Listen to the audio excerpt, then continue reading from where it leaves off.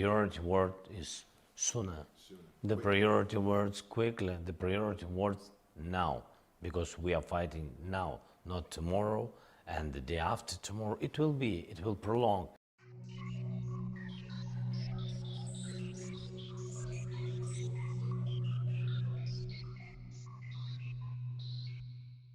A inicios de abril de este presente año, el presidente ucraniano Volodymyr Zelensky dijo que los países europeos que siguen aprovechando la energía rusa se están ganando el dinero con la sangre ajena.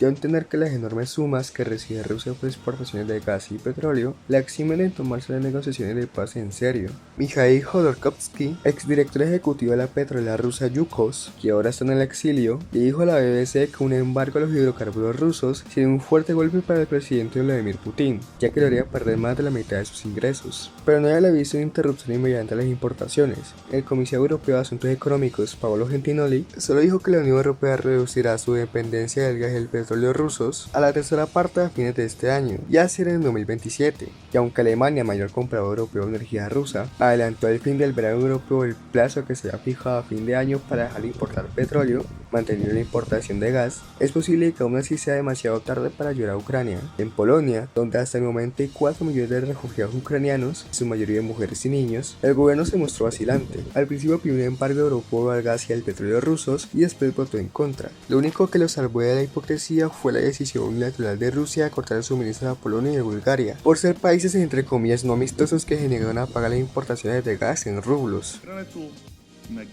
El corte de gas de Gazprom es una flagrante violación del contrato y un chantaje al usar un plan de pago en rublos que está fuera de él.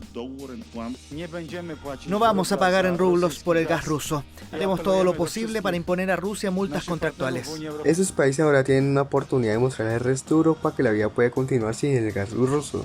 ¿Qué grave perjuicio de hacer para los europeos? El Wall Street Journal citó hace poco una declaración del analista de commodities, Giovanni Staunovo. Un embargo total de la Unión Europea al petróleo ruso sería como decir que mañana te vas a recortar el salario un 40% y tendrás que seguir viviendo como si nada hubiera pasado. Pero, ¿por qué deberían los europeos seguir viviendo como si nada hubiera pasado?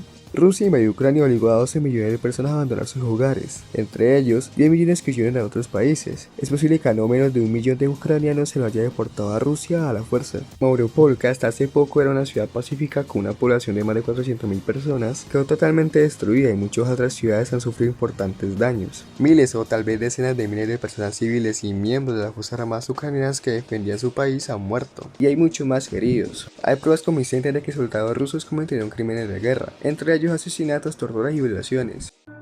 Leonid, el guardia de la tienda, se acerca a los soldados, dialogan e incluso se fuman un cigarro y los rusos se marchan. Pero 2 de ellos vuelven y disparan a Leonid y a su jefe por la espalda. Leonid logra sobrevivir y se esconde para pedir ayuda. La corresponsal de BBC en Europa del Este, Sarah Rainsford, habló con Basia, uno de los amigos a los que Leonid llamó. Basia recuerda que su amigo le contó que los soldados rusos le aseguraron que no mataban civiles, justo antes de dispararle. Mientras Leonid luchaba por mantenerse con vida, los soldados rusos entran en la tienda de bicicletas y abren una botella que encuentran en el despacho. No se dan cuenta de que están siendo grabados hasta que ven una cámara. Leonid murió mientras esperaba ayuda en esta caseta. Semanas después, su ropa sigue amontonada fuera. Los países europeos pueden responder a la grave violación rusa de la Carta de las Naciones Unidas de declararon la guerra a Rusia y usando sus propias fuerzas armadas para apoyar la resistencia ucraniana. En vez de eso, eligieron una opción menos arriesgada de imponer sanciones económicas y enviar armas a Ucrania. Ver las sanciones como una alternativa a la acción militar pone en perspectiva los sacrificios que es razonable esperar de quienes están pagando a Rusia la energía que usan. Si dejar de usar la energía rusa supone un padecimiento económico, ¿es realmente demasiado pedir? En la guerra en Ucrania no es solo Ucrania lo que está en juego. A mitad de abril un comandante ruso declaró que el control del sur de Ucrania es otra vía de acceso a Transnistria, donde también se han hechos de opresión contra la población rusoparlante. Transnistria es una región separatista de Moldavia, y cabe recordar que supuestos hechos de opresión contra la población rusoparlante fueron por supuesto el pretexto para la invasión rusa de Ucrania, y esto podría plantearse en varios países que formaron parte de la Unión Soviética, cuya población incluye personas que hablan ruso. De modo que Ucrania es la vanguardia de la resistencia al intento de Putin de restablecer el dominio ruso sobre regiones que estuvieron bajo dominio soviético, y antes de eso, de los zares rusos. Si ante la aparente superioridad numérica de las fuerzas rusas invasoras, los ucranianos se hubieran limitado a deponer las armas, como al parecer esperaba Putin, Estonia, Letonia, Lituania y Polonia hubieran tenido que preocuparse por su seguridad, y como todos ellos son miembros de la OTAN, el costo de su defensa hubiera recaído en todos los países integrados de la alianza. Para los ciudadanos de Estados miembros de la OTAN, tomar todas las medidas posibles sin llegar a una guerra declarada para que Rusia no conquiste Ucrania no es ni siquiera un sacrificio altruista, es una inversión a largo plazo para sí mismo y para sus hijos en libertad, en democracia y en el Estado de Derecho internacional. El imperativo moral de no seguir pagando a Rusia dinero manchado de sangre también es una oportunidad para que los países europeos cumplan los compromisos que firmaron en 1992 en Río de Janeiro para evitar un peligroso cambio climático antropogénico. Leszek Vasilenko, presidente de la subcomisión del Parlamento ucraniano para el clima, ha sugerido que las devastadas industrias ucranianas deberían reconstruirse con nuevas tecnologías que les permitan funcionar con energía limpia. La Unión Europea ya tiene una razón adicional para acelerar el cronograma de conversión de Europa en el primer continente con neutralidad climática. El gran reto del gas. En cuestión de meses, la Unión Europea redució tanto su dependencia del petróleo ruso que ahora está dispuesta a imponer un embargo. La presidenta de la Comisión Europea, Ursula von der Leyen, ha anunciado un plan para prohibir las importaciones de crudo ruso a la mayor parte de la Unión Europea a mediados de septiembre o octubre, y los productos petrolíferos refinados antes de que finalice el año. Pero para tener un impacto significativo en el presupuesto de Rusia, Europa también debe poner fin a su dependencia del gas ruso. Esto resultará mucho más difícil de lograr. Europa ha logrado reducir rápidamente su necesidad de petróleo ruso por un par de razones. El petróleo puede entregarse por otras vías distintas a los oleoductos y es relativamente fácil de encontrar en el mercado mundial. El problema es que también es relativamente fácil para Rusia encontrar nuevos compradores y compensar parte de las pérdidas por un embargo a la Unión Europea.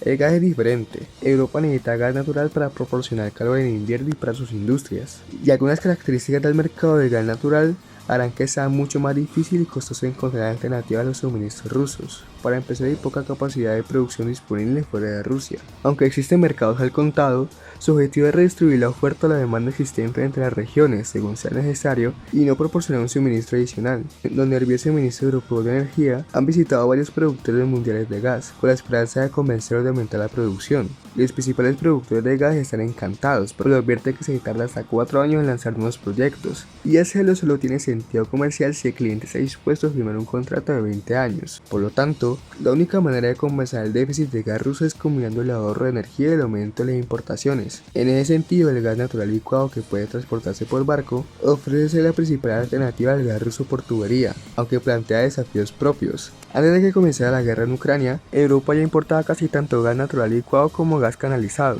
Pero si Europa quiere poner fin a su dependencia del gas ruso, debe aumentar las importaciones de gas natural licuado. Esto resultará costoso, ya que significa desviar hacia Europa los envíos originalmente destinados a Asia. Afortunadamente, esto será técnicamente posible debido a una simetría en el comercio de gas natural licuado. Se tarda mucho más en construir instalaciones de licuefacción que organizar la regasificación. Instalaciones flexibles de gasificación, junto con una densa red de gasoductos que conecta a la mayoría de los proveedores de la Unión Europea, ofrecen cierta protección contra los intentos rusos de castigar a determinados países. Europa ya demostró su solidaridad al respecto. Cuando el gigante energético ruso Gazprom interrumpió recientemente los suministros de gas a Polonia y Bulgaria, los gasoductos de Alemania y Grecia garantizaron que los dos países obtuvieran lo que necesitaban. La cuestión es si Europa demostrará la misma determinación cuando todos los países se vean presionados. De paso, el reto de construir instalaciones de licuefacción de gas natural licuado aumenta significativamente los costos para Rusia al tratar de exportarle gas que Europa ya no le compraría.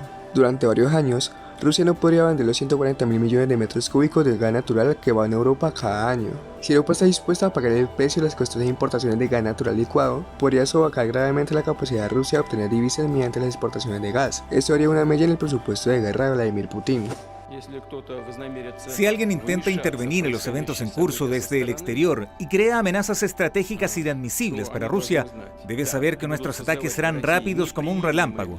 Tenemos todas las herramientas para esto.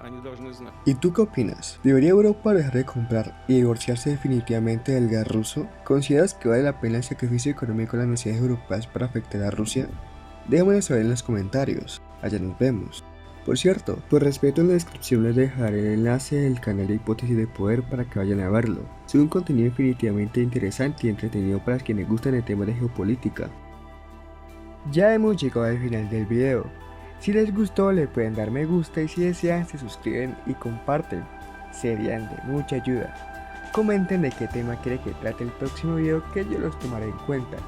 Recuerden que me importan muchísimo sus comentarios. Les deseo buena suerte y adiós.